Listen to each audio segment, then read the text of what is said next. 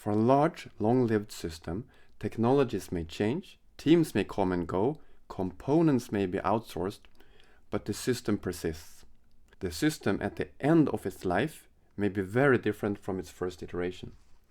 The larger a system is and the more changes it is expected to go through in its lifetime, the more critical it is to understand and apply the principle laid out in this miniseries.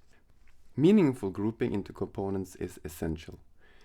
Think of coupling and cohesion as heuristics for a grouping algorithm, qualitative in nature and designed to help mitigate our human limitations. Effective grouping requires a deep understanding of the domain and the actual dependencies within the system.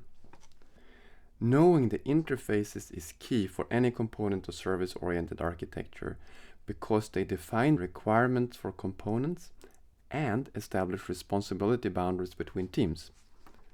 Knowing how the system fits together, understanding the composition, is equally important. A composition can range from a simple drawing to the use of a dependency injection framework to the automatic deployment of an entire system with orchestration. It is also critical to establish an interface specification inventory with good governance.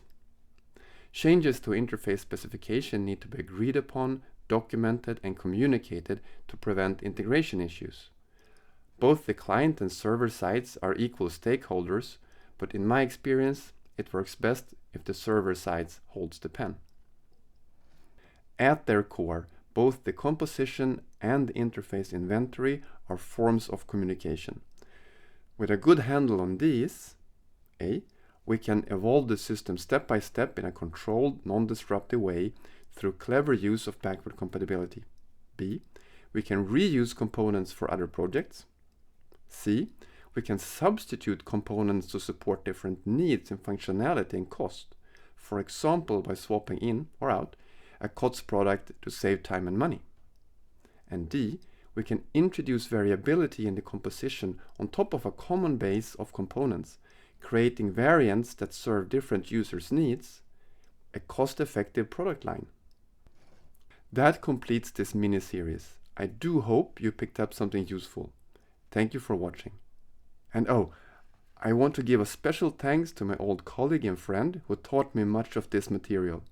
He has now moved up north to work with his hands. Best of luck, Torbjörn.